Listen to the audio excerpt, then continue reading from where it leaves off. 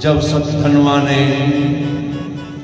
सत्राजीत को मार डाला और वो मणि और जो भी सत्राजीत के घर में सोना था सभी सोना चुराकर और उस मणि को लेकर जब वो चला जाता है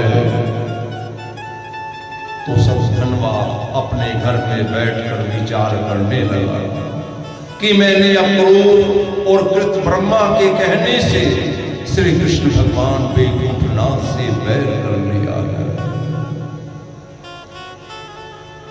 अब मेरी क्या दशा होगी? कृत ब्रह्मा अक्रूर मिली मता दियो मही आए साधु कहे जो कपट की तासो कहां बसाए। सत्राजीत की ये दशा हो गई कि सत्राजीत जब मारा जाता है तो उसकी पत्नी अर्थात सत्यभामा की मां अब रोने पीटने लगी। उधर सतधनवा सारी रात तड़फता रहा, व्याकुल हो गया और इस प्रकार से अब सत्यभामा बड़ी विलाप करती है और अपनी मां को धैर्य देते हुए कहती है कि अपने पिता सत्राजीत की लोथ को अब तेल में रखवा दिया जाए। अपने पिता की लोथ को वो तेल में रखवा कर सत्यभामा उसी समय रथ पर चढ़कर दैत्य संहारण श्री कृष्ण भगवान के पास हस्तिनापुर में चली आई। देखत ही उठी बोले हरि घर है कुशल क्षेम सत्यभामा कह जोरे हाथ तुम बिन कुशल न है। सत्यभामा ने श्री कृष्ण भगवान से हाथ जोड़कर कहा कि सतधनवा ने रात्रि में मेरे पिता को सोते हुए मार डाला है। मेरे पिता को मारकर वो मणि को ले गया है और मैं अपने पिता की लोथ अब तेल में भर कर तुम्हारे पास चली आई। और ऐसा कहकर जब सतधनवा की लोथ को रखवाने के उपरांत सत्यभामा श्री कृष्ण भगवान और बलराम के सामने रोने लगी तो बलराम और श्री कृष्ण भगवान भी अति व्याकुल हो गए। तुरंत द्वारिकानाथ भी बलराम सहित आंखों में आंसू भरकर सत्यभामा से कहने लगे कि तुम अपने मन में धैर्य धरो, जो कुछ होना था सो हो चुका। अब तेरे पिता तो जीवित नहीं हो सकते, पर जिसने तुम्हारे पिता को मारा है हम उसे मारकर अवश्य बदला ले लेंगे। जब तक मैं सतधनवा को नहीं मारूंगा, श्री कृष्ण भगवान ने कहा, तब तक मैं दूसरा काम कोई नहीं करूंगा। और इस प्रकार से भगवान श्री कृष्ण सत्यभामा को धैर्य देकर उसी समय बलराम व सत्यभामा को साथ लेकर द्वारिका की ओर चल दिए। उधर सतधनवा को जब मालूम हुआ कि कन्हैया बलराम हस्तिनापुर से आ रहे हैं तो सतधनवा अपना रथ द्वारिका से चलाता है और ये विचार करके अब द्वारिका में रहना ठीक नहीं और उस मणि को लेकर सबसे पहले कृत ब्रह्मा और अक्रूर के पास चला आता है। कृत ब्रह्मा और अक्रूर से हाथ जोड़कर सतधनवा ने कहा, सुनो भाई, मैंने तुम्हारे कहने से सत्राजीत को मारकर वैकुंठनाथ से बैर कर लिया है। अब तुम कन्हैया और बलराम से मेरे प्राण बचा दो, मैं तुम्हारी शरण में आया हूं और मेरे आने की लाज रखो, मुझे कहीं भी छिपा दो। मोह पर क्रोध कियो यदु नाथा, आवत लिए सुदर्शन हाथा। मोको जीव दान अब दीजे, अपनी शरण राम अब लीजे। सतधनवा कहने लगे, मुझे किसी तरह बचा लो, नहीं तो हे अक्रूर जी तुम हमारा रथ हाँको, हम अभी कृष्ण के साथ लड़ते हैं।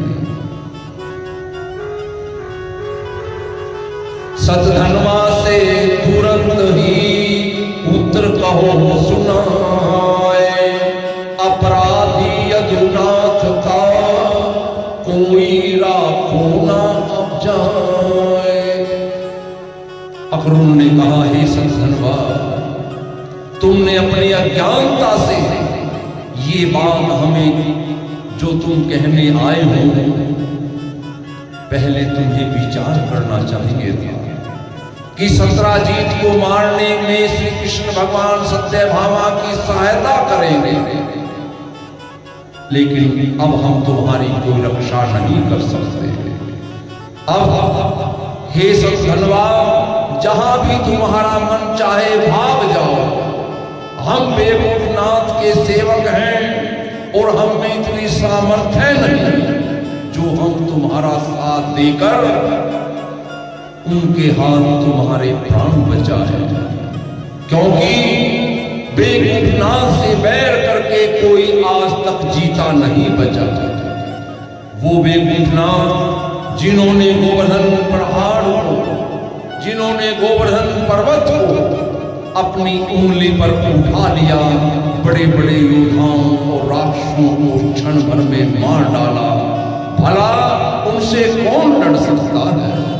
संसारिक लोग अपने मतलब के लिए बहुत बड़ी बड़ी बातें करते हैं, परंतु बुद्धिमान मनुष्य के लिए उचित है कि अपनी हानि लाभ जीवन मरण यश अपयश ये सब विचार करके वो कार्य करे जिसमें कि उसका कल्याण हो, जिससे कि उसे बाद में पछताना ना पड़े। श्री सुखदेव जी महाराज कह रहे हैं, हे राजन, जब अक्रूर और कृत ब्रह्मा ने ऐसी रूखी बातें सतधनवा को सुनाई, तब तो सतधनवा अपने जीने की आशा छोड़कर वो मणि अक्रूर के सामने फेंक कर स्वयं घोड़े पर सवार होकर इतनी दूर चला गया। और वो घोड़ा कैसा था? जो 400 कोस नित्य प्रति चलता था, दौड़ता था। और इस प्रकार से सतधनवा अपने घोड़े पर शाम के समय जनकपुर में चला आया। और उसी दिन श्याम सुंदर द्वारिका में पहुंचकर जब सतधनवा के भागने का समाचार उनको मालूम होता है, तो उसी दिन श्याम सुंदर भी सत्यभामा को महल में छोड़कर कन्हैया अपने साथ बलराम को लेकर रथ पर सवार होकर सतधनवा का पीछा करने के लिए दौड़ पड़े। भगवान सतधनवा का पीछा करते हुए दौड़े जा रहे हैं और अनायास ही सतधनवा का घोड़ा दौड़ते दौड़ते मर गया। और मुरली मनोहर जैसे ही सतधनवा के निकट पहुंचे तो सतधनवा कन्हैया को देखते ही पैदल भागने लगा। दैत्य संधारण ने भागते हुए जैसे ही सतधनवा को देखा, वैसे ही बलराम जी का रथ छोड़कर स्वयं भगवान भी सतधनवा के पीछे दौड़े। और जैसे ही उसके निकट पहुंचे तो सुदर्शन चक्र से आज्ञा देकर सतधनवा का सर काट गिराया और सतधनवा मारा गया। लेकिन सतधनवा के पास जब वो मणि नहीं मिली तो वैकुंठनाथ बलराम जी के पास आकर कहने लगे, हे भाई, हमने व्यर्थ में ही सतधनवा को मार डाला, क्योंकि मणि तो इसके पास भी नहीं है। सतधनवा को मरते समय बलराम जी उस समय कन्हैया के साथ नहीं थे। परमेश्वर की ऐसी माया हुई कि बलराम जी के मन में ये संदेह हो गया कि श्याम सुंदर ने वो मणि छुपा ली, क्योंकि श्याम सुंदर वो मणि सत्यभामा को देना चाहते थे। उन्होंने अर्थात बलराम जी ने ये बात वैकुंठनाथ से तो नहीं कही, पर मन ही मन बलराम जी के मन में इस बात का खेद होने लग गया। और वैकुंठनाथ अंतर्यामी द्वारिकानाथ बलराम जी के मन का हाल जान गए। इति श्री भागवत सकल कथा विराम। बोलो श्री विष्णु भगवान की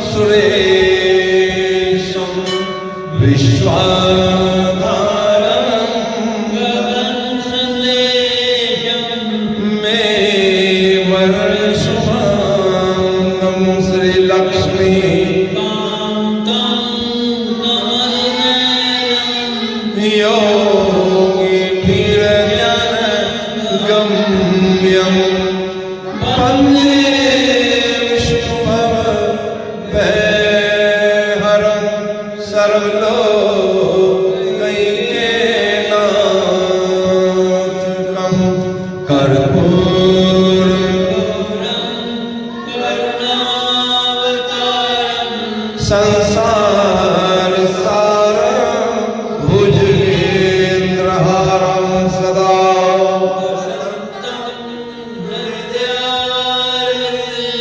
भवं भवानी सहितं नमामि।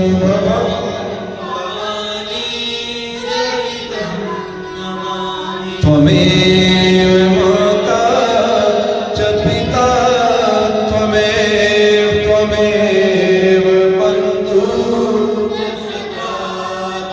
त्वमेव विद्या त्वमेव सर्वं मम देव।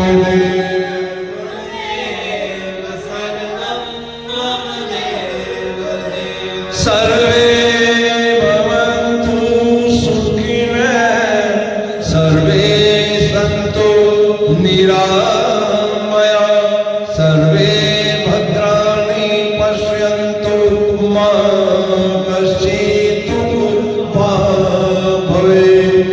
धर्म की जय हो, धर्म का प्राणियों में विश्व का गौ हत्या सनातन धर्म की जय।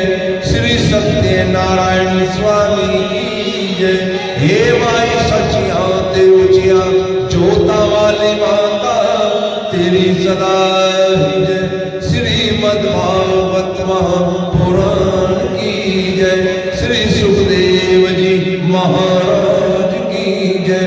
बोलो वीर बजरंगी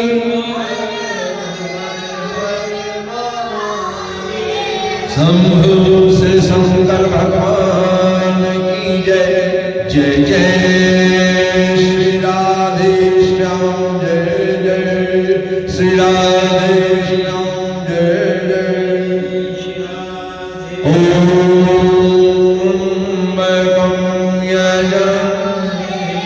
सुगंधिं पुष्टिवर्धनम्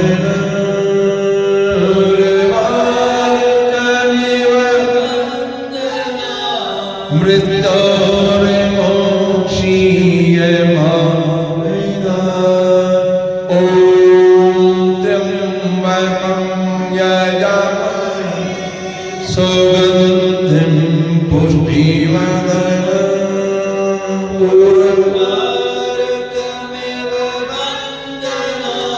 मृत्योर्मोक्षीय मामृतात्। ॐ त्र्यम्बकं यजामहे सुगन्धिं पुष्टिवर्धनम्